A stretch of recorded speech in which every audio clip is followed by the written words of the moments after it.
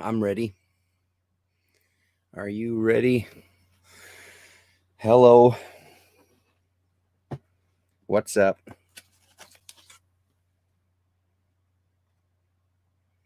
Yeah, that one's wrong. It's not what we're looking at today. Not from Dope Comics. It's going to be from Dr. Atomic and on. Looks like I need to update the old index cards here. The collections have grown. How's it going, everybody? Comic Crack here with another live stream. Gonna do a little. I guess we'll do box 2 of the Undergrounds here, and kind of have a flip through. I've got Comics Joint open on another page. Sorry, itch. On a second page, so some of the stuff maybe we'll have a peek there as well. Oh, that's better. Okay.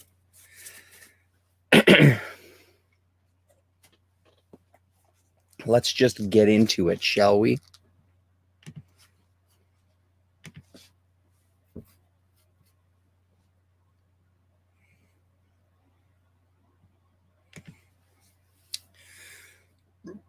Pardon me. So this first one is oh my goodness, excuse me, Dr. Atomic.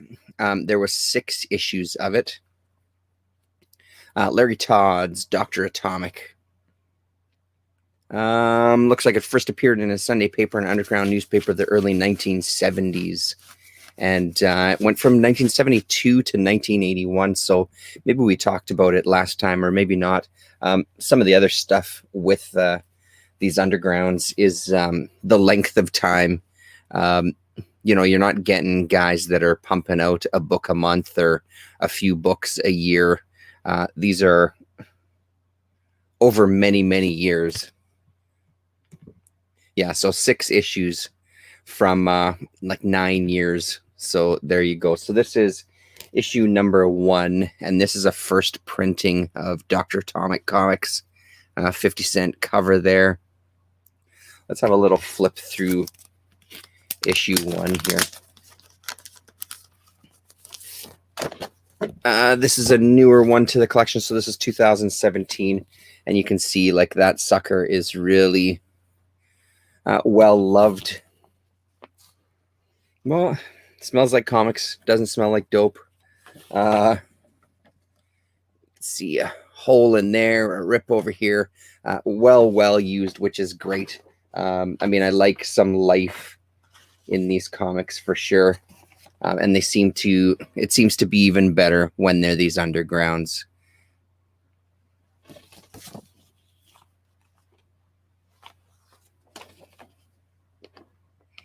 There you go. There's a little peek in there.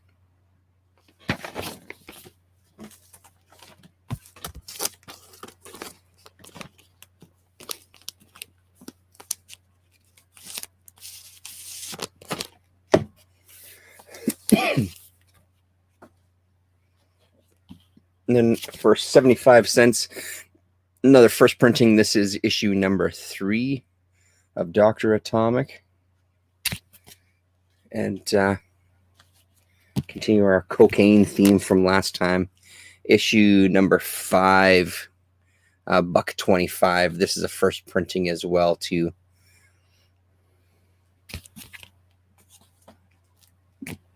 And then finally, issue number 6. What do we got next in here? Pull out another stack. Oh, yeah.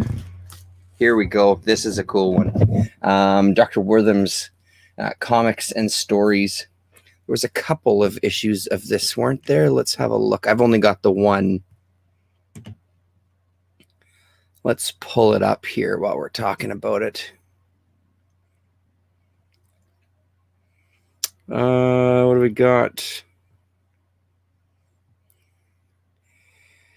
Oh, hey, look at that. There isn't an... Oh, here it is.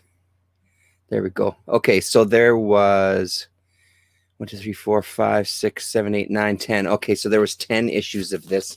That's right. And 2 of them we're kind of 2 issues in one. So this is one of those. So there's the first cover. Let me go back to here so I can see what you're seeing. There's the first cover. Bissett and Veitch, Creative Burnouts, 1979. And then flip it over for the next issue's cover. So that's issue 5, or sorry, issue 5, and then that'll be issue 6, right?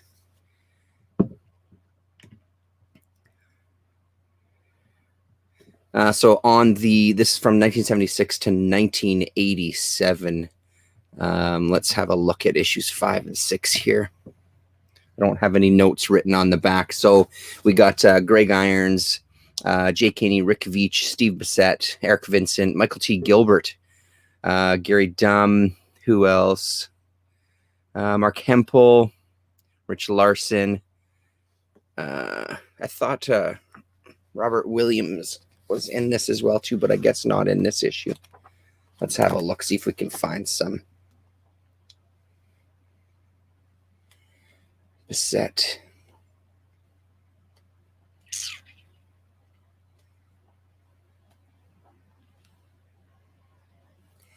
Larson.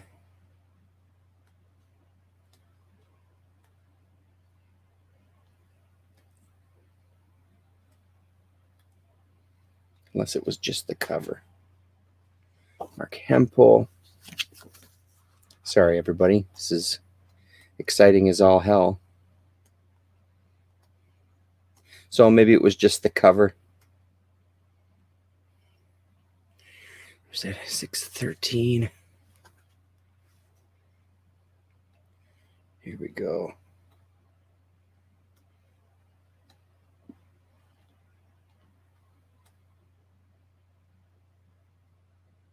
Oh yeah, there's some Greg Irons. Okay, here we go. Oh yes, this story. So this one got reprinted in Cell Food. So this one got reprinted in an Eclipse here. What the hell was the blanking on the title of the Eclipse book that this got reprinted in? I want to say that it got reprinted in color as well too, but this is Veitch and Bissett.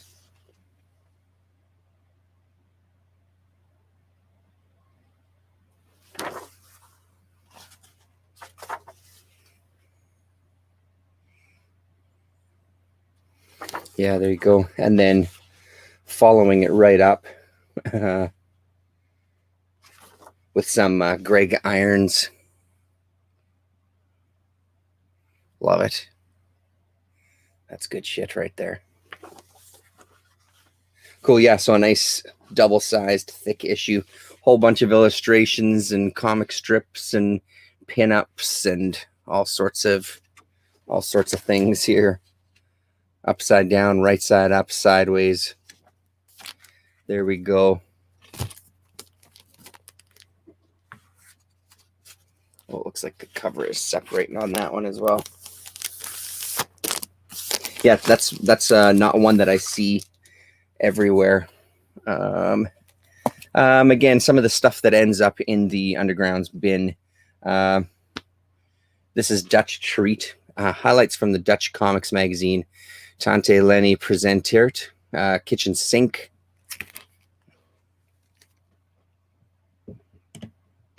Let's see if we can find Dutch Treat on here. I doubt it. Look at that, I'm wrong. So Dutch Treat is a terrific kitchen sink compilation of comics from the Dutch Comics magazine. Features terrific art and stories. Juice Swart is in here. Peter Pontiac, among others. Dutch Treat is one of the first American comics to feature European underground creators. I hope to do full, and he hopes to do a full review. So this is 1977. Juice Swart name just came up on a... yeah, there we go. There he is there. Just his name just came up on Noah Van Sciver interview I saw recently. Someone talking about meeting him in person and what a thrill that was. So there's the sample of Juice Swart. So a comic that And when you flip, you get another story there. Let's see if there's anything interior by him as well.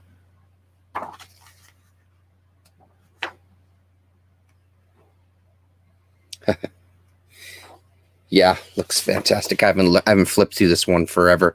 This is one that I've had for quite a long time.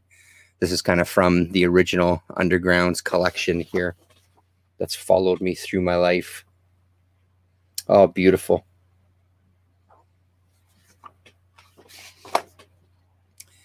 Buckvinks. Let's have a look. Harry Buckinx, Buckinx.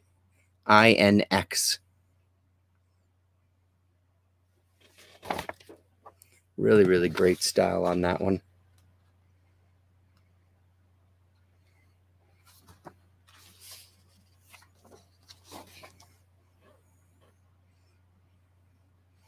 Yeah, I think I might have to keep this one out on the side here to dig it into it even further. See if we can find the other Juice for it stuff. Oh, wow. Look at this. Incredible. That's beautiful stuff, man.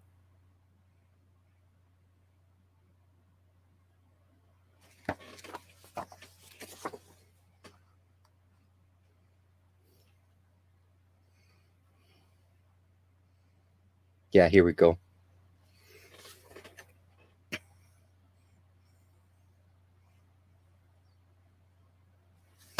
Right on. That's amazing. All right. That one's staying out of the box. I'm going to give that one a read tonight, I think. Put that in the old to-read stack. More Edgy Comics. This is Energy Comics #1. First and only printing. Dennis Kitchen cover. Greg Irons inside. Robert Crumb. Sharon Khan, Rudell, etc., etc. Pardon me, a couple of names that I don't recognize. Moira Wright, and Larry Rippey.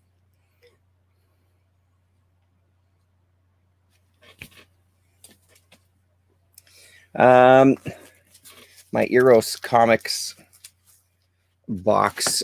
There's not much room left in it. These should kind of go into there, I guess, as I'm resorting. So I'm resorting comics. I'm cataloging stuff because I deleted my entire Comics Joint, or not Comics Joint, sorry, the Comics app, and started from scratch because so many things have left the collection that I didn't update properly. So I'm kind of going through them all again now. And while I'm doing that, I'm doing a trade with Greg at Mulvey this weekend. So I have a stack of books for him.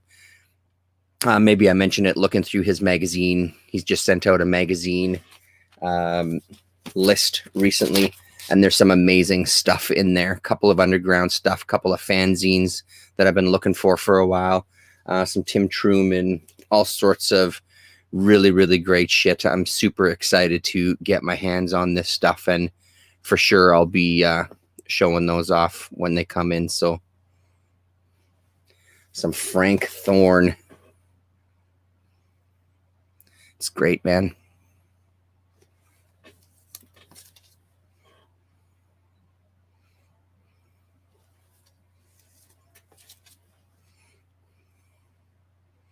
There you go. I think that's the last one. Yeah.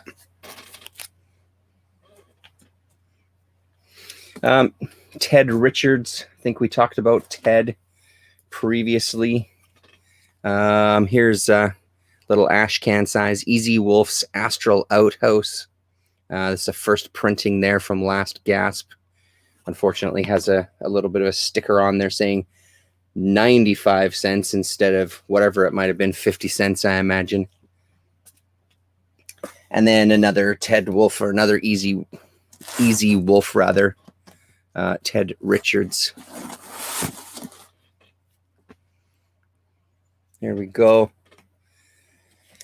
The rest of these are pulled out of here. So again, some of the issues that we spoke about before with the Undergrounds is the strange sizes on some of it. So they don't all fit in the box.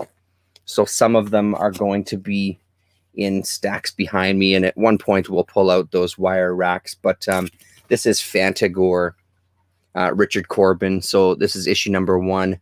I have a first printing of this as well too, but again, it's oversized, so it doesn't fit in these short boxes. There's Fantagor number 1 with a beautiful cover there, albeit a little bit dark.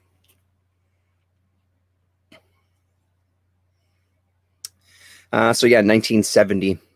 And this is 2 years after his first published work appeared in the fanzine Voice of Comicdom, which unfortunately Greg didn't have on his list.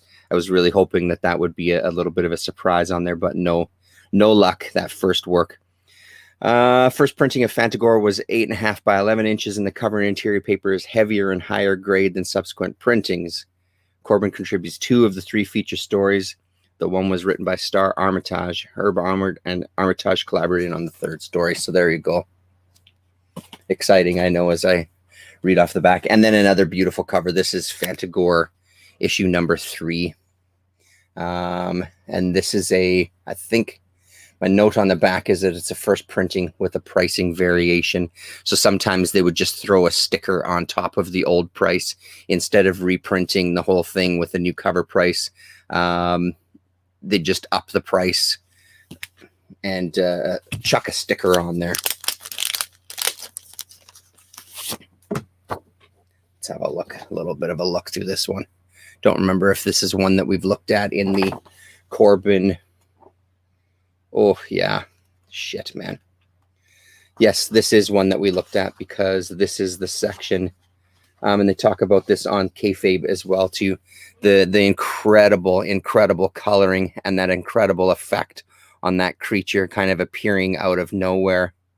But yeah, I mean, you know, could talk about Corbin's coloring. We often have whatever he was doing at the time. It certainly looks different than other books, the way the colors sit on the page there. So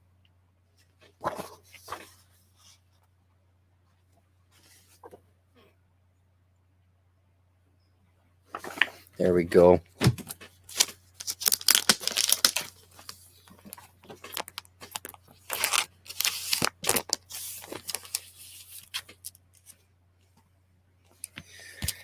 Fat Freddy's Comics and Stories. These 2 have also been with me for a long ass time, and they're wrinkled and they're trashed. So there you go.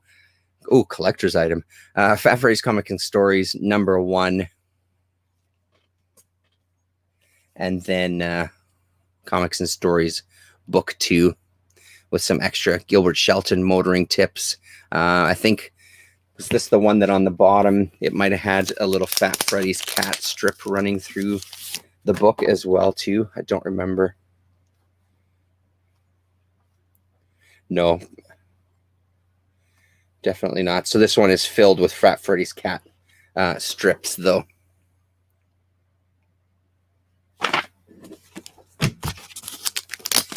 And then more Gilbert Shelton goodness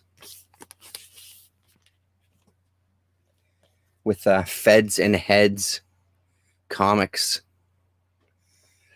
I want to say that it was a one-shot. I don't think that there was any other issues of this. And some Fulbert Sturgeon, rather, with a really great cover on Feel Good Funnies. I think Shelton is in this one as well, too. Let's have a look. It's a little bit big for that comic bag. Yeah, there we go. Shelton back cover there. Interesting paper here on this one.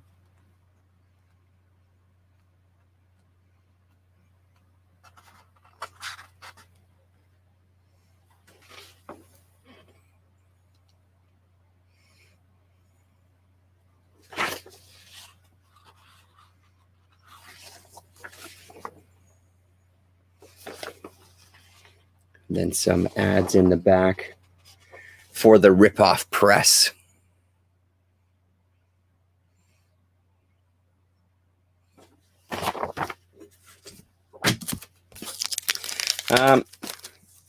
Another book with some Corbin. Again, one that we have looked at before, so I won't spend too much time on it. This is Fever Dreams, and this has a color section in the middle as well, too. I think the rest is black and white in just that one color section. 6th printing on this one at $1 price tag there. And then we get into some Canadian, 3 Canadian titles here. Where's F? There we go. So we get into Fog City Comics.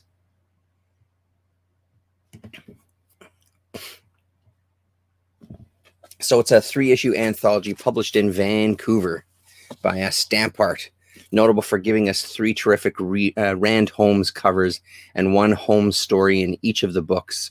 Edited by Terry Hamilton for at least the 2 issues, maybe not the 3rd. The series is not one of the stronger contributions to the post-Golden Era Underground, but there are certainly some gems to be found. So this is 1977 to 1979. Sorry, phone is buzzing there. So there's issue number 1. It's the Funny Animals issue from cover to cover. And the covers are just out of this fucking world. Really, really amazing.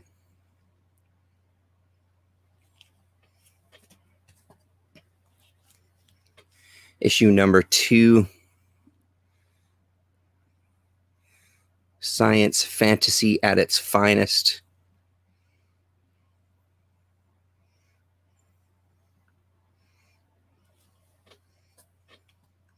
And then another beautiful issue on book 3 here.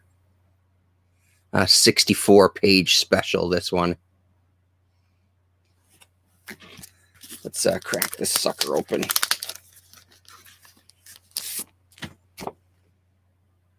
Oh, yeah. Sweet.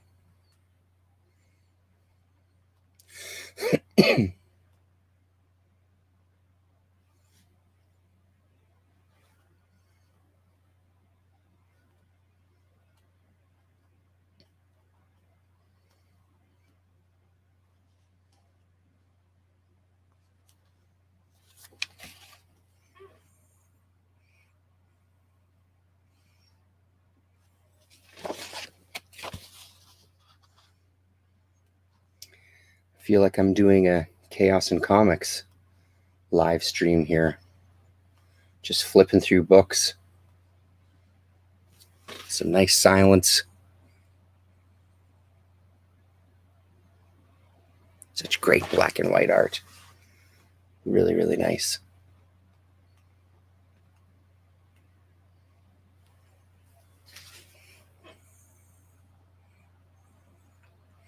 Dr. Weird.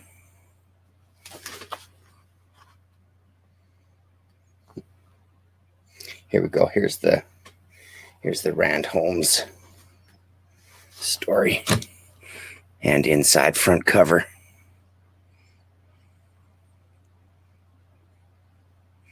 And here he is, the artist himself. And then the back cover by him as well, too.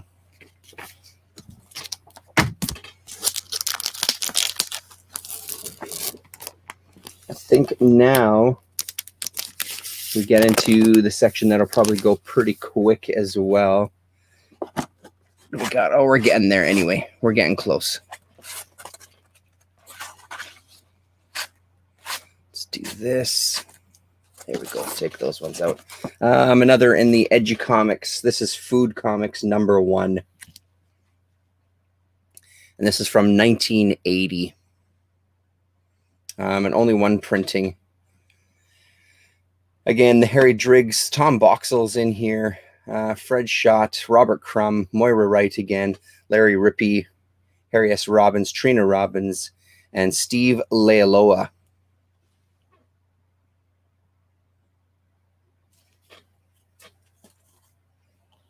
More Ted Richards, the 40-year-old hippie. Pretty great style on Ted's stuff there. the whole 40-year-old hippie catalog. I believe this is a collection of shorts. This is 1978.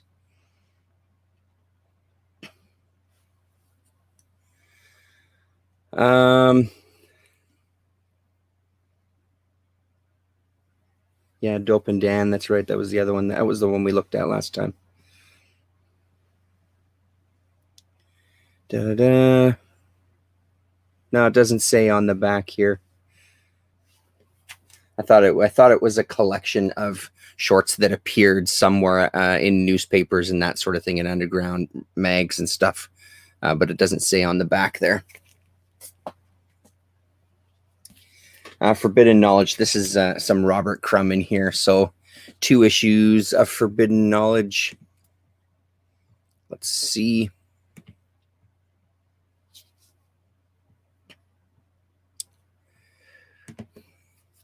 Yeah, only 2 issues. So, oh, okay. Only George DiCaprio would host such a macabre feast as Forbidden Knowledge, filled with stories of cannibalism, incest, castration, and exhumed corpses. The 2-issue series wallows joyfully in its depravity. In the first issue, Jim Heim's Bloodlust of the Tupinamba is particularly gruesome. The story about Russian castrators by Rich Chidlaw, also in the first issue, is dedicated to George's newborn son, the mighty Leonardo. I'm guessing Leo was circumcised. The cruelty inherent to human history is a great excuse for Forbidden Knowledge to deliver some of the most stomach-churning and violent scenes in comic book history. So let's take a fucking look, right? So Robert Williams, Matt Golden, Brent Boats, Milt Gray, Jim Himes, Dennis Ellis, Chris Lane. Let's see the depravity on display that the DiCaprios brought us. Really, really great. I've heard Leonardo talk about his dad briefly in some interviews, and how Leo would go around with him to and meet all these underground cartoonists. His dad was, I think, distributing books as well, too, underground comics as well. And of course, then here publishing some as well. So it's cool to hear the very little that I have heard.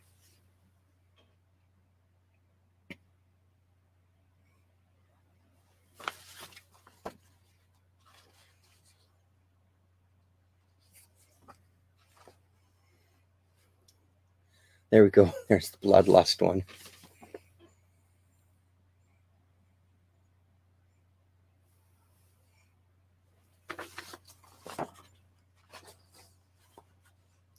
Wow, pretty great looking art on this one.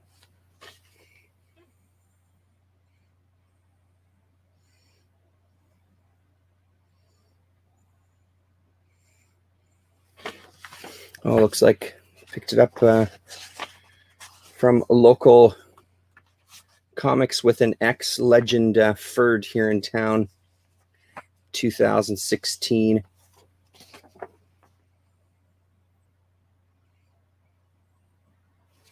There we go. So there's issue number 1.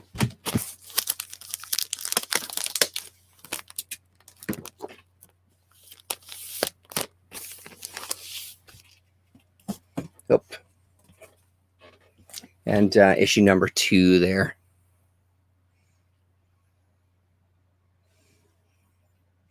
A-Bomb Antics, Blind Dinosaurs, Ballistic Bats, Shit Knives, AC versus DC in World's Biggest Whorehouse. Forbidden Knowledge number 2.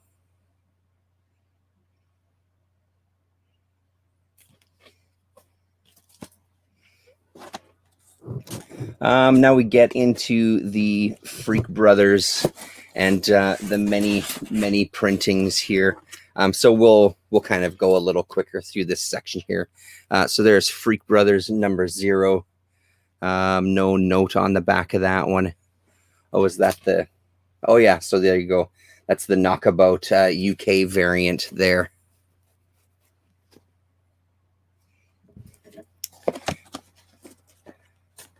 I think I've spoken about these before. So there's issue number 1, 2 different printings. And even though that 75 cent price tag, this is the 12th printing there.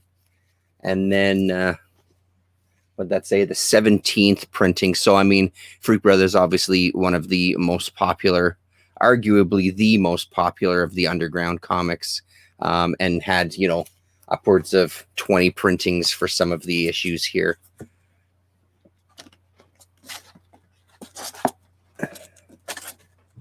Got a few of these ones here. Okay, so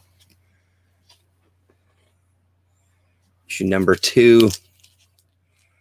A bunch of different printings there. So 9th printing, 10th. No note on the back of that one. 17th on that one. And as you can see, some of these, and then there's the knockabout. There's the UK price variant there. Some of these, not much changes. I mean, you know, you're seeing a little bit of a shift in the orange there. I don't know how well that's showing up, but I mean, that could also just be from age as well of the comic.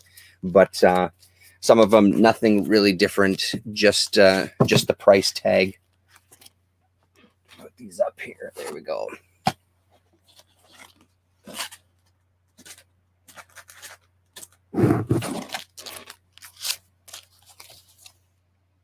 There we go. There's a first printing there of issue number 3, the 50 cent price tag on it. Yeah, number 3.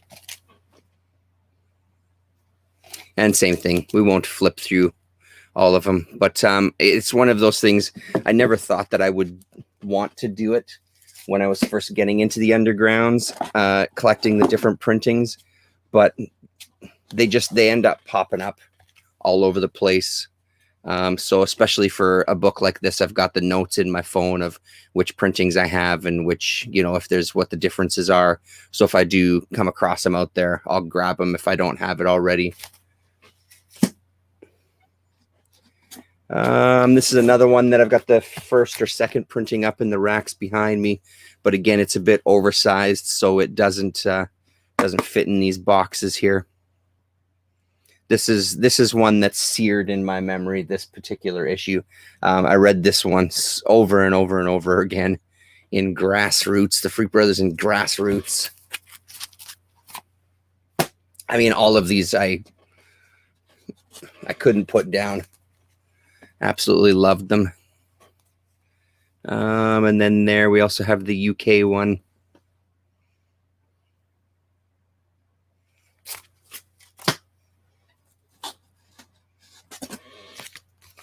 And then same with here, UK one behind it. And probably my least favorite of the run, there was the Idiots Abroad for issue 8, 9, and 10. I mean, you know, it wasn't the worst comic by any stretch, but it just wasn't one that really stuck with me as much. Issue number 11. Only one copy of these ones here. Number 12. And number 13 there. Yeah, it looks like 12 and 13, I think, are the most recent ones. Number 12 is from 2017. I grabbed it. Put those back in there.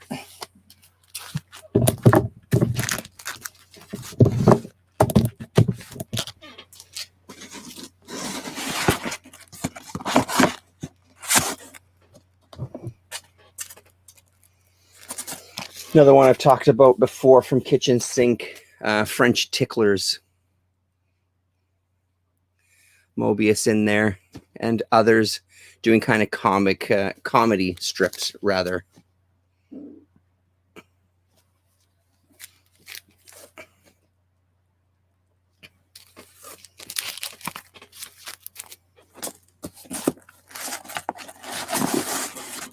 Oh, man. Intense one. Fresca Zizi from Melinda Gebbie. Alan Moore's partner in life. Love her art, love her stuff. What little I've read, I don't have a ton. There's some stuff. She did some stuff in women's comics, with Trina. And then, of course, she did Lost Girls with Mr. Moore. Fantastic cover. The intense topic of this one is her dealing with her rape in story form, and then some other shorts in here as well, too. But her artwork is really, really amazing. Really great stuff. Yeah, this is one I only got last year. I want to say that, unless I just saw it in Toronto, I thought that I picked this one up in Toronto. It doesn't say on the back, though.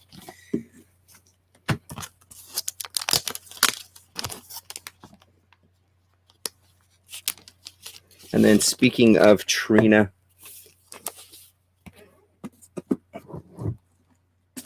a couple issues of Girl Fight Comics.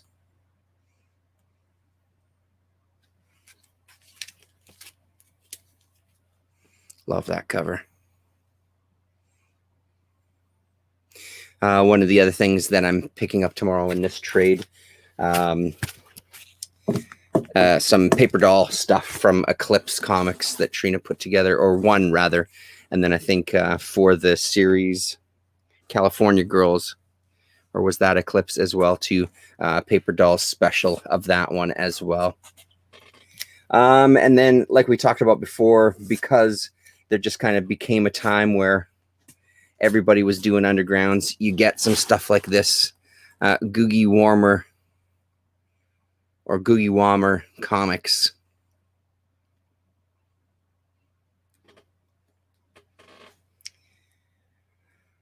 Only printing. Oh, hey, I'm totally wrong about that. I thought it was from later era. This is 1969, actually, from the print mint. My mistake on that one.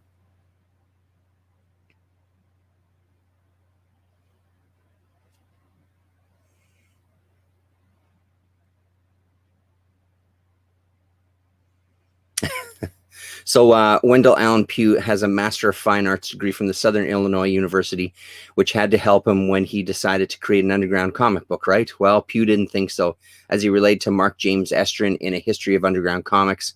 My stuff is all fucked up because I went to school for 6 years and got all involved in aesthetics and professionalism, which I've decided is all bullshit. I wish I'd never learned to draw.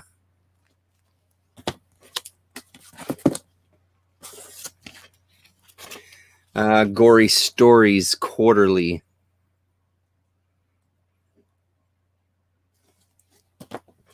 And then I think we've looked at these as well.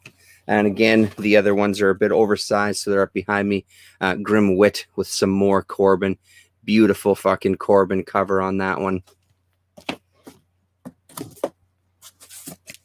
The shittiest one that I have, Guano Comics, but an amazing cover. Love that cover.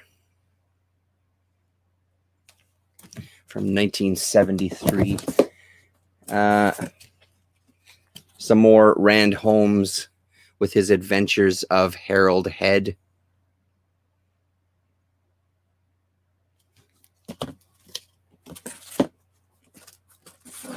And then a two-parter, Harold Head, Hitler's Cocaine.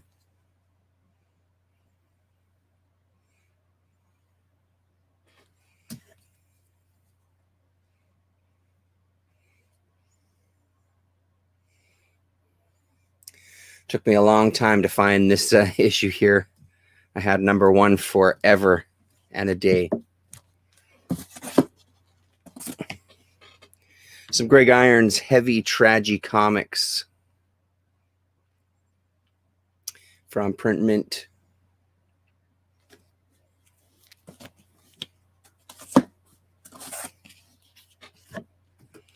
Hee Hee from 1970. Company and Sons on that one. Tom Veitch and Rick Veitch in this one. Rick Sloan, that's another name. Hector Tellez, Larry Rippey again showing up. Leonard Rifus, Roger Wade Boyce.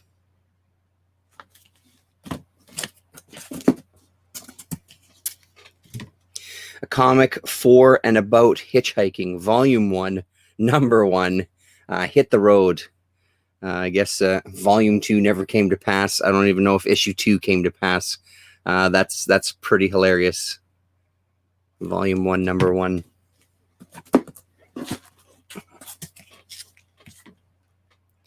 And then keeping on with the hitchhiking theme, Hobo Stories, Issue Number 1.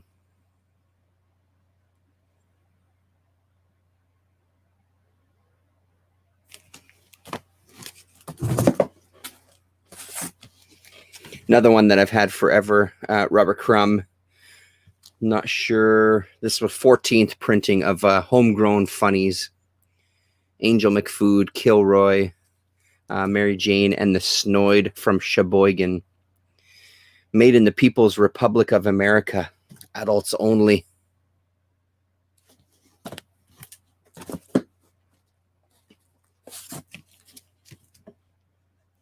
Snappy Sammy Smoot. Hungry Chuck Biscuits. Comics and Stories.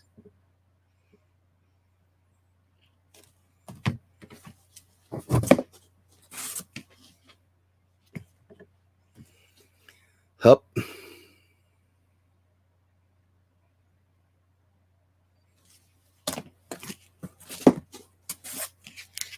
I think this is the created by Baltimore's number 1 underground cartoonist, Hyper Comics. So this is Steve Stiles from 1979, 36 pager. Great cover there. Philip Jose Farmer, The Image of the Beast. This one was purchased on eBay not too long ago. I want to say this year. Maybe it was late last year. And then I've raved about it before. I did videos on it. We've talked about them before. What I consider probably easily my favorite underground comic series, Inner City Romance by Guy Caldwell. You know, I'll say it every time his name comes up. If you want to get into underground comics or you're looking for a good place to start, this series is a fucking great place to start. There's a collected version up there that I have as well too, so you can grab that if you can't find the issues, but really well worth your money on this one. It is just fantastic. His art is incredible. The stories are really great as well too. And then this one, I finally found another cover or another issue with a cover that didn't have a misprint. And every once in a while I flip through it and go, I wonder if I should sell this misprint one. And I never do, because I kind of like the effect of that misprint there. And then here's the one I found showing it in all its glory. My favorite cover of the series. And actually, probably out of all the issues, I think this is probably my favorite issue as well. That and the first one, the Choices one. This one as well. I mean, I say that and then I go to the next one and I remember what stories are in here. There's a good one about an apartment block in here. And it's great. It's great as well. And then last but not least. So yeah, do not hesitate. If you see it, do not hesitate. Give it a shot. Another one that's pretty hard to find. Seems to be a bit of a pricier one. Off the top of my head, I don't remember why. Let's have a look here. Insect Fear. Here we go. Inspired by horror EC comics from the 1950s, Insect Fear is an all-star studded series of deadly, frightening, and or simply unnerving encounters between humans and the superior race of insects. Full series review coming soon. Let's see. So issue number 1, Spain Rodriguez, Gilbert Shelton, Rory Hayes, Justin Green, Kim Deitch, S. Clay Wilson, Art Spiegelman, John Madpeck, Robert Crumb. So there you go. So that's why issues 1 and probably the same for issue number 2. Yeah, pretty much Roger Brand, Justin Green, Jim Osborne, and Willie Mendez added to that list there.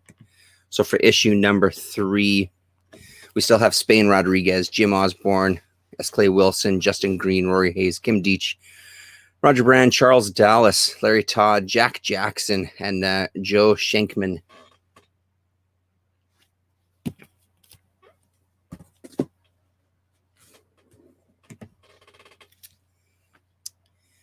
Invert. This is a newer one. Oh yeah, there you go. Caliber Press. So that's in there.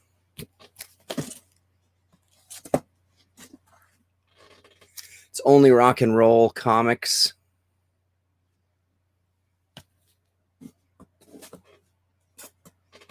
Here we go. Joel Beck's Comics and Stories.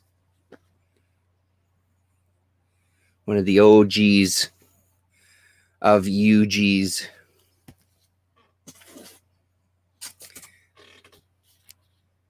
Some S. Clay, Kingdom of Evil for mature readers. It's like his style just got more intense the longer he went. This is a newer, I want to say 90s. Great stuff. And then when we're looking for through Knockabout, the Freak Brothers stuff, they did do an anthology themselves, Knockout Comics, or Knockabout Comics rather. So that's one of the issues there. Doesn't have a number on it. And then another one here. This is issue number 6.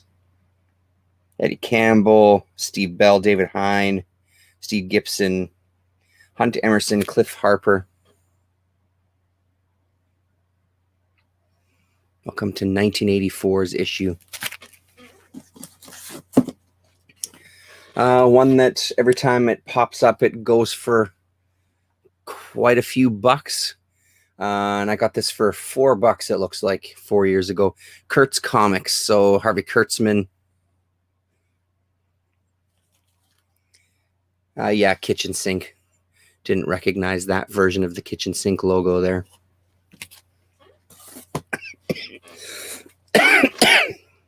Yeah, John Thompson, Kukue Comics. Again, we looked at him in the last video. Beautiful spaghetti hair. Another banger. Greg Irons, Tom Veitch, and Dave Sheridan. This is Light. And again, that's another one. I would not hesitate picking it up if you see it for a good price. That one can be pricier. Little Green Dinosaur.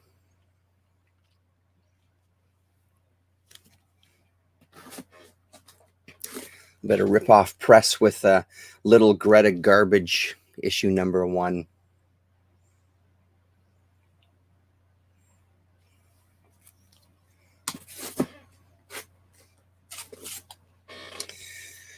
Vaughn Bode, The Man, print mint, 60-cent price tag on there.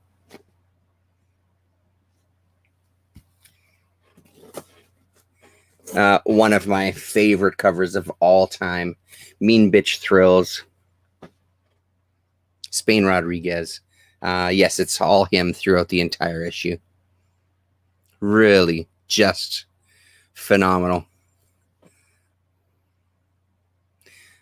Looking at this one, and like we were looking at that Roger Brand stuff, similar-ish style to their line art and their color and stuff. But again, the one thing that I always love, it always feels like we're getting a little bit of a perspective from down a little lower. We're not quite on the same plane as anybody. It always feels like we're looking up at them just slightly, or they're kind of always leaning back a little bit. There's something about the perspective there.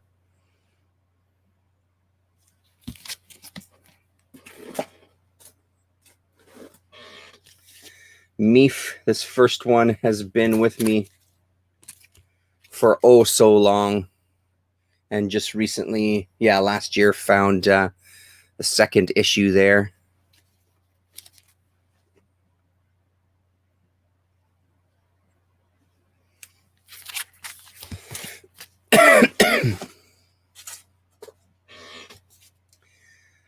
Is it Bobby London? Bobby London, Ted Richards, Gary Halgren, and Sherry Flanagan with a Merton of the Movement, 1972.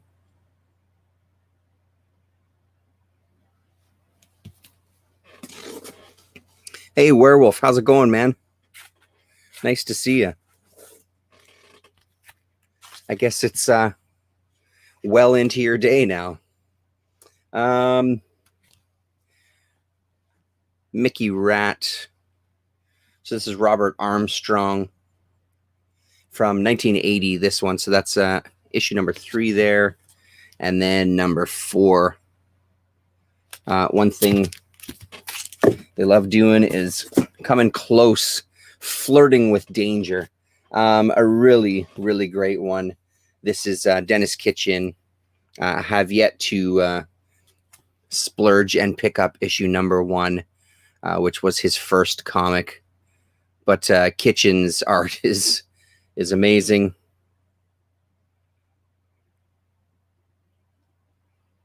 Heavy stuff, raw sex, blood and gore. America's most wholesome underground comic. And then it's Mom's issue number 3.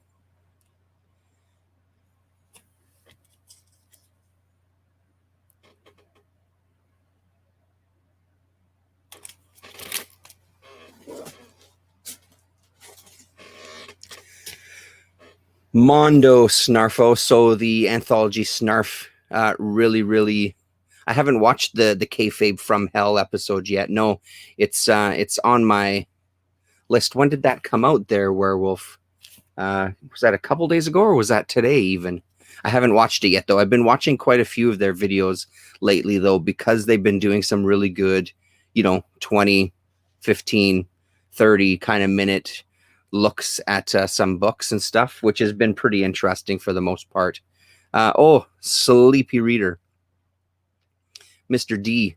So no, I haven't seen the From Hell one yet. From what I'm guessing, maybe it was yesterday that it came out.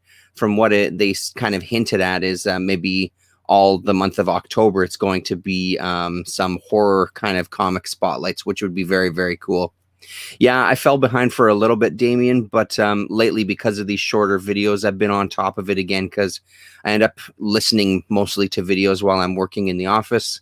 And that's one. They're pretty simple to kind of have on one of the screens while I'm working on the other one. So Snarf was a really great anthology. And then this is kind of the double-sized. I think there was a couple of printings of this. 2 printings of this. Total print run was approximately 10,000 copies. Which at least 500 were numbered for a limited edition. Limited edition also has a heavy paper stock cover with a cover price of $2. And we got $1 on this one. The limited edition provided space on the inside front cover that was intended to include an artist's signature, an artist thumbprint, and an original sketch. But most of the limited edition copies required the buyer to track down one of the artists to acquire these bonus features. Therefore, not surprisingly, many, if not most of the numbered editions remain without these added features. So Dennis Kitchen, Peter Pontiac, Bill Griffith, Steve Stiles, Robert Armstrong, Spiegelman, Mark Baer, Robert Crumb, Kim Deitch, Joel Beck, etc., etc. This one is 1978, Damien. And again, with the beautiful Kitchen front cover.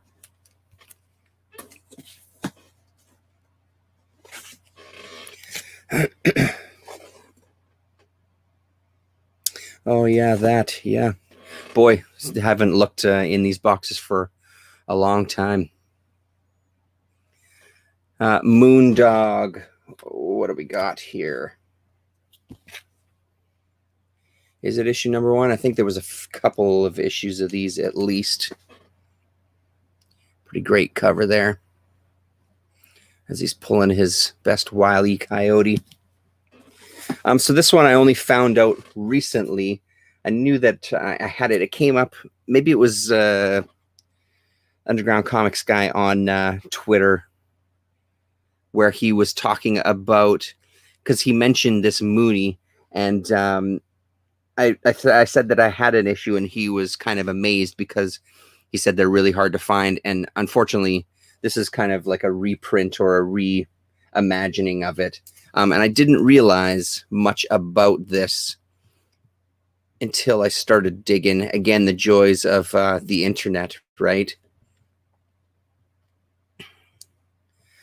So the original was called, it was 3 issues, and it was called Moonchild Comics from 1968 to 1970. Nicola Cuddy from San Francisco Comic Book Company. Just reading from the site here, Nicola Cuddy discovered Warren horror comics in the mid-1960s while serving in the Air Force in Europe, which inspired him to submit a story script to Warren that was published in Creepy. Upon his return to his hometown, New York, he continued writing scripts for Warren and self-published the first issue of Moonchild Comics in 1968, which then makes that a very, very early of what could be considered underground. And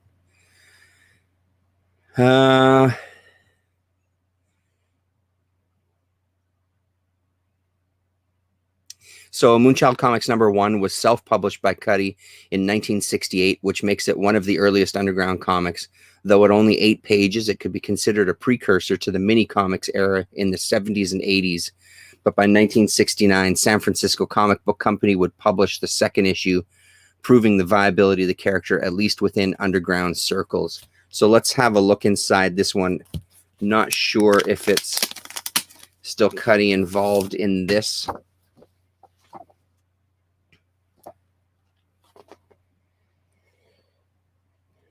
Let's see here. Oh, Cuddy worked. Hey, Damien, good one. Cuddy worked with Wally Wood, is what Damien is telling us here. So there's a sample of that. Oh, Gore Vidal is here. What have I missed while I was on the wrong screen there? I wonder if Mondo Snarf and the like led into Raw magazine. I mean, probably not directly, but I'm sure that, you know, him being in those circles, running in those circles, and seeing people publish their own stuff made it a lot more appealing to him to do so. Saga Free Safe Zone. Well, I was going to do my focus on that, but I spoke to Adam and Rasa. Yes, I've spoken to both of them there, Werewolf. Rasa and I were hoping to do one this weekend. I reached out to her last weekend. My whole weekend last weekend completely changed, and I had nothing but time. Or not nothing but time. I'd had a lot of time. And unfortunately, she couldn't. She wasn't feeling so great. So we were supposed to do something on Sunday, but now Sunday isn't going to work for me. But yeah, Adam is still on Twitter. So I don't know if you're on Twitter there, Werewolf. But he pops in and out there, and have chatted with him a few times.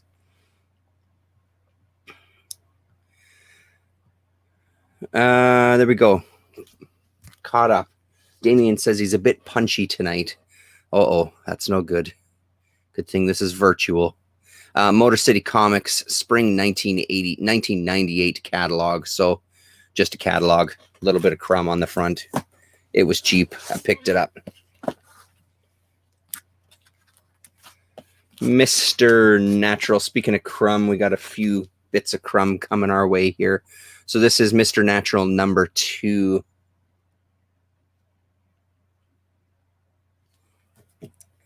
And Mr. Natural #3. Not this one, but that's the second printing. This 8th printing has been with me since I was a wee little crack, just with 1K. And a beautiful cover here on Mystic Funnies #3. Some classic crumb there.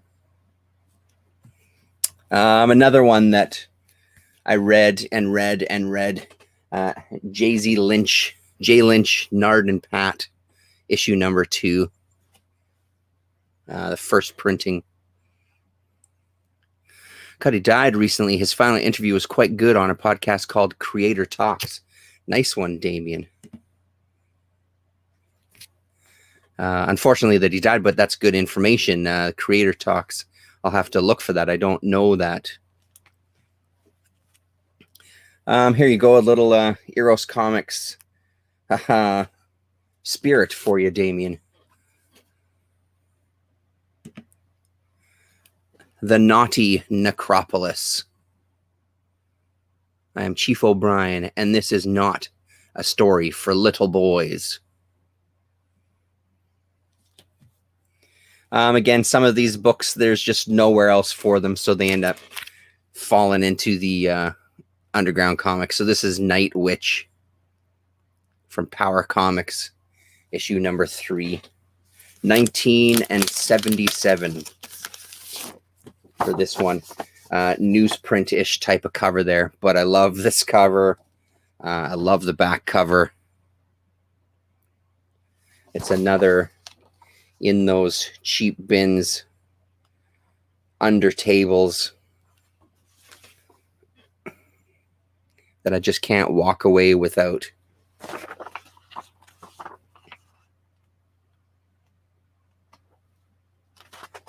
Night Witch number 3. Power Comics. I'm not seeing creator's name on the inside here. Uncredited. Beware the Night Witch.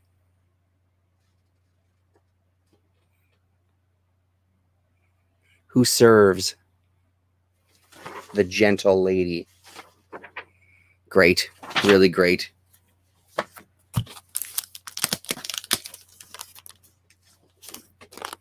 There's a zone where fanzines and undergrounds intermingle. Absolutely.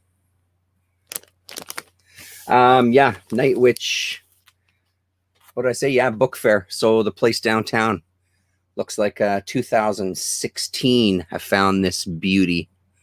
That must have been around the time, because I'm noticing that a lot of the book fair ones that I have listed here written on the back, that must have been the time when they had uncovered that the undergrounds from their back room that they never knew what to do with. They didn't realize that I lived here.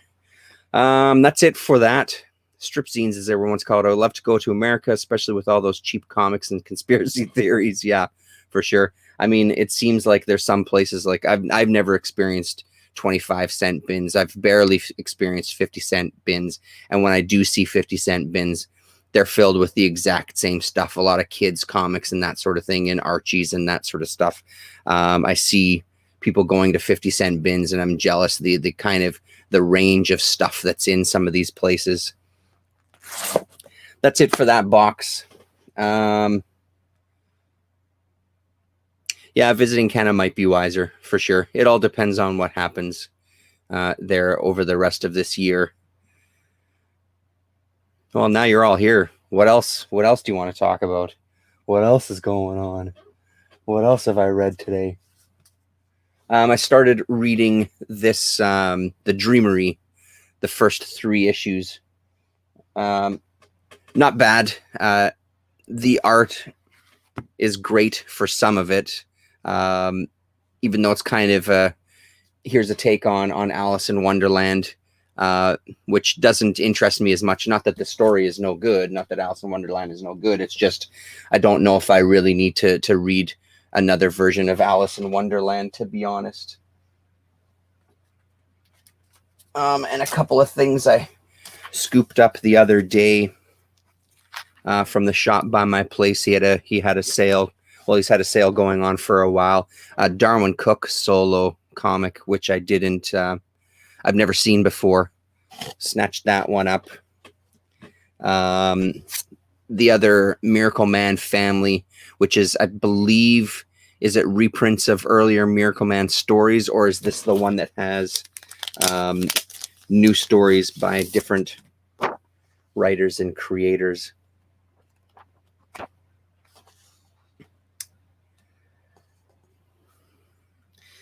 Reprinted from Young Marvel Man Adventure, story and art, Mick Anglo Studios. So yeah, looks like it's reprints of stuff Unless that itself is a little bit of kayfabe. I wouldn't feel too bad, Damien. Like I said, the art is pretty great. There's, for the Alice in Wonderland story, the art is pretty great, but honestly, I thought it was going to be better than what it was. And 3 issues in, I'm just kind of, it's just there. It's nothing that's, it hasn't really grabbed me yet, but the illustration is pretty nice. And then something that I grabbed, I have the collection of this, but I don't know if I've ever seen these out in the wild. The first 2 issues of Bill Sienkiewicz's Stray Toasters from Epic. Really, really nice pickups with these. I just don't see them out there. And then there's issue number 2. The collection is great, but again, with stuff like this, I love to do side by side and just see what's changed, and also getting in these. And these look like they pretty much haven't been read at all, so they're in beautiful shape. And seeing the stuff on the back covers, the fake ads and things that he put in. I'd be surprised if they are, Damien. I'd be surprised if they're readable at all. Especially when you consider what was done to the characters, making that run so good. I can't imagine that that would happen. Yeah, I'm still on the big Sienkiewicz hunt. I haven't heard back. I ordered from him. He was trying to order that artisan edition or whatever it's called. From Sienkiewicz that the kayfabe guys looked at. He may have had a line on it, and I haven't heard in a good month or so. So I'm guessing that might be a dead end there. But yeah, I mean, I'm going to try to get whatever Sienkiewicz I can for sure. But this is such a great book. And again, this is one that's, I've had that graphic novel forever. So that'll be fun to sit and go through and see if anything had changed from this to the collected edition there. 4 issue, I think it was 4 books.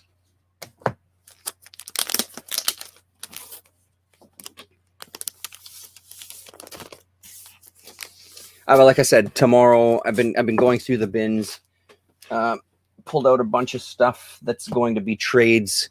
I had actually quite a few doubles. I was surprised at how many doubles I had once I started going through the boxes and kind of shuffling things around and ordering things. So I've got a nice stack of stuff to go to trade, which is going to be great, because I'm telling you, man, that list of stuff that's going to be coming in this door, I'm super fucking excited about. There's a couple of things. There's an Underground Anomaly, is what it's called, and I have 1 issue of it. And the earlier issues, maybe it's 1 and 2, I think they were a little bit oversized, and they're really, really hard to find. And when you do find them, they're pretty expensive. So he's got an issue of 1 of those. And like I said, that's why I'm kind of hitting it hard with going through stuff to try to see if there's anything to trade. He's always really great with trades. I think I have a nice stack of stuff for him that I just don't want anymore. So I'd rather trade it out for something I'm pretty excited about. There was also one of the couple more Corbin things in there, as well as some Tim Truman stuff, and some other bits and pieces of Eclipse and things like that. So super excited to get my hands on those. It's kind of one of those things of tomorrow feels a little like Christmas morning, and I'll have to get up really early and show up there for 10 o'clock on the dot as soon as everybody walks in the door to get my mitts on that stuff. So anyways, thanks very much. Yeah, no, I hear you, Damien. It isn't the strongest title at all, but it's a damn good book. I think if many readers couldn't digest Electra Assassin or big numbers, Stray Toasters might have been too much. Yeah, and that was the thing. I remember when I saw it, when I started looking through it, I may have talked about this before, but the the art being kind of a mashup of even like photos of like mini sculptures that are put onto pieces of art. All the kind of airbrushing, crazy kind of splattering paint, all sorts of chaos going on in that book. Really, really great.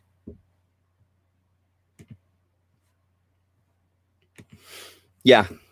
About the first issue, Stray Toasters, when it came out. Poor read, great art, but I was 15 at the time. My taste has probably changed. I mean, I have a general memory of the book itself.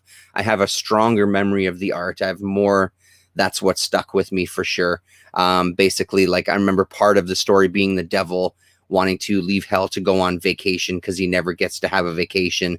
So he pops up through the entire book here and there. You know, that sort of thing. So that's one of the things from the story that really sticks out to me. Other than that, I couldn't tell you too much about the story. It's been many years since I've read it.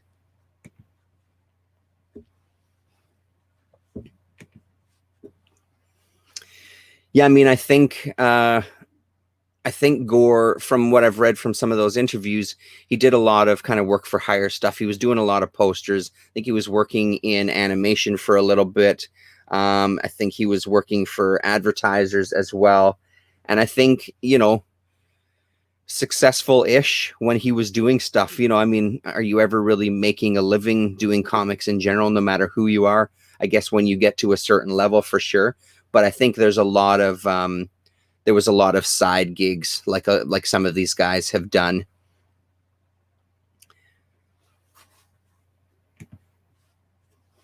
Yeah, I think so as well. I mean, he's only grown. Yeah, Meatloaf. That's correct. Yeah, he did Bad Out of Hell. You're exactly right. That's exactly the one. And that's the one that people know him best for. That's the one that gave him that name. And I think he's done other album covers as well too. But yeah, Bad Out of Hell was the big one for him. I think in that latest Strangers magazine, he mentions that and getting copies of it. And I think, I can't remember if maybe he said that he still hasn't heard it to this day or anything. Warren and Heavy Metal may have paid him well. Yeah. I mean, do you think that those books were paying very well? Do you think people going into heavy metal? I know it sounds a little snarky. I don't mean it to. That is a genuine question. It's just the way my voice sounds. I don't know if those books were paying that well or not. I mean, I want to think that nobody was paying well, period, you know. But I guess if you're going to get any sort of chance, it would be with books like that, with the advertising and stuff like that.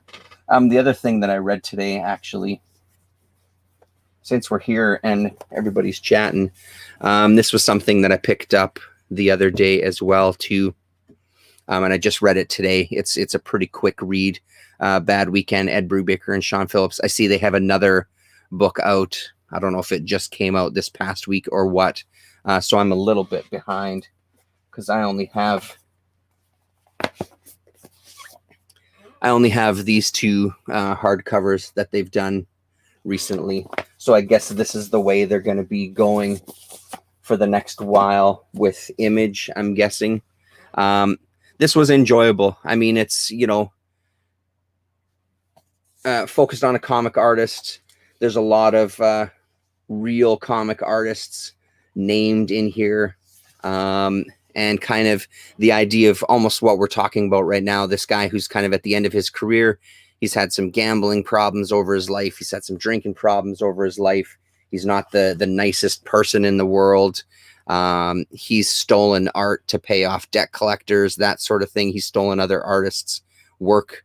And then he found himself sick the year before this particular story takes place. And someone stole from him and sold a bunch of his art, some stuff that really was meaningful to him. So yeah, I mean, it's a pretty good one. So he shows up in town going to a comic convention and just kind of, you know, it's that what we know about comics and what they've done to artists and stuff, just kind of put into a book by Brubaker and Phillips. And he's just really crotchety. And every once in a while, though, it's completely understandable. The one section that really jumps out at me is a guy comes up to his table where he's signing and starts talking about an interview, and hey, will you give me an interview? And just kind of starts rattling off a bunch of questions, not even really giving him time to speak. And then he kind of says to him, listen, if you want to schedule time to do a proper interview, talk to my assistant. And he's, seriously, yes, you don't just walk up and shove a tape recorder in a man's face. That's not how things are done. And the guy walks away calling him a dick. So you kind of feel for him to some degree, but then then you'll flip a page and you completely don't feel for him. So yeah, this is great. I haven't read Pulp. Yeah, I'll definitely check that one out. But this was enjoyable. A nice quick read. I mean, they're that classic, we were talking about cult classics and that sort of thing in Jared Osborne's little bit of a hangout there. And I mean, there's some things that, there's some creators or some teams that I think will just go down in history and their work will be looked on forever. And I feel like Brubaker and Phillips are two of those guys who are just going to be admired for many, many years.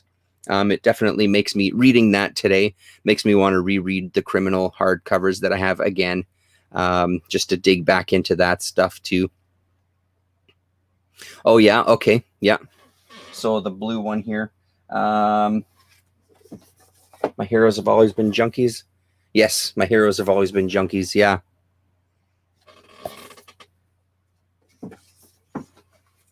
It's interesting with some of the newer stuff that I've read of theirs.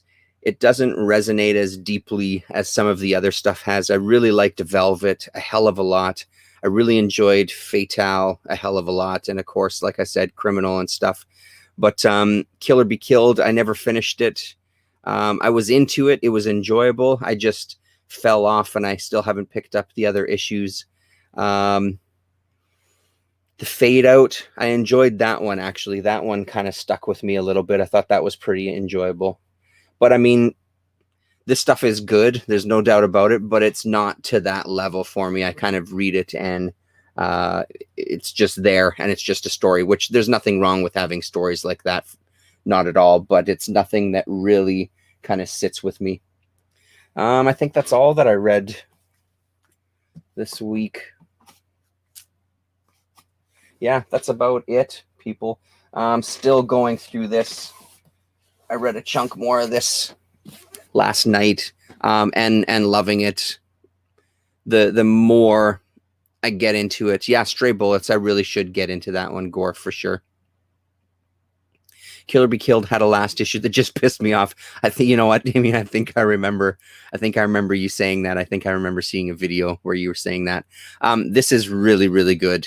I'm really liking this. Again, it's this almost like a Hitchcock type of man in the wrong place, although this guy has the added effect of his memory loss and sort of being led through these different scenarios and at times told what his history is. And so he kind of takes on these characters in a couple of the little short stories that I've read so far.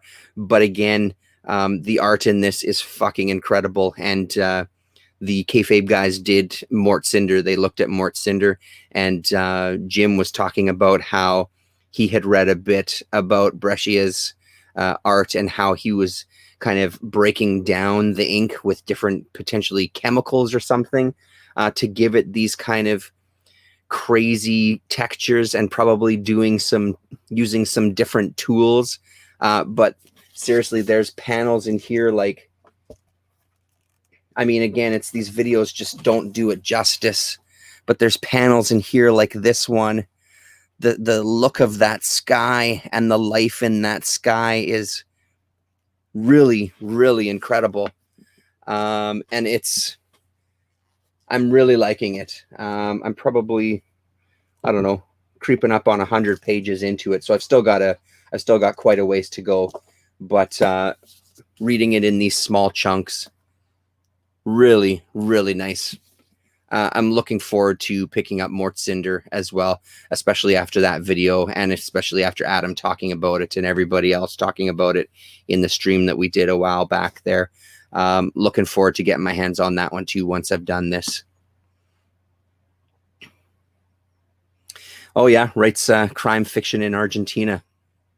Cool. Yeah. So beautiful book.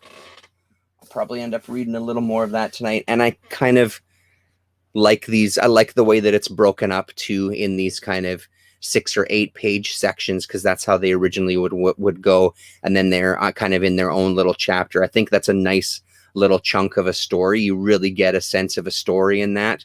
But I do like sometimes these characters who they feel like they're being propelled. They're not really actively participating in the story that they find themselves in. And that's really the sense that I'm getting here, as he kind of just goes from one scenario to the next and is kind of allows himself to be led through these different worlds and stuff. So really, really great read. Okay. For real now, that's it. Thanks very much for hanging out, guys, and chatting there at the end. That's great. Tomorrow night, so tomorrow afternoon, I'm doing another Rooted Confrontations, which is the thing that I do, where I have some kind of musicians perform and stuff like that. Pre-recorded pieces they've sent me. I was getting it ready tonight and gave it a try on Twitch. So that's going to be at 3 p.m. my time, so CST, which is 1 p.m. PST. And then tomorrow, I think it's at 6 p.m. my time, is the Brutal Sound Effects Festival, Brutal Sound Effects Festival number 90.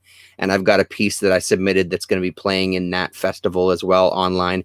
Again, that's Twitch, which I'm super excited about. The Brutal Sound Effects crew of musicians and artists I've been a fan of for a long, long, long time, and kind of following some of their work forever and a day. So it's pretty thrilling for me to be able to participate in this, because I'm at this point, I don't think I'm ever going to make it down to San Francisco or Oakland to be able to perform live with the stuff that they do. So the bonus of having everything online is getting to participate in some of this stuff. So if you're interested, twitch.tv/crack is for my event, and then twitch.tv/brutal sound, and then F and an X is the for that show there. And again, I'm pretty sure that starts at pretty sure it's 6 p.m. my time. Why don't we do this? Stand by, because I do have the poster that doesn't say anything on it. So there you go. So that helped.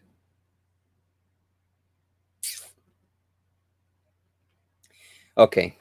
So October 3rd, twitch.tv/brutal sound effects, 4 to 7 p.m. PST. So 4 p.m. is the pre-show, and then 5 p.m. is the actual acts that start. So if you're around, if you're interested, if you're curious, come and hang out and check it out. Thanks very much, everybody. I'm going to sign off. We'll see you soon when Rasa and I get together. I'm hoping next weekend, but we'll see how things go. So we won't be doing anything this weekend, but we'll check in with you then. All right, later.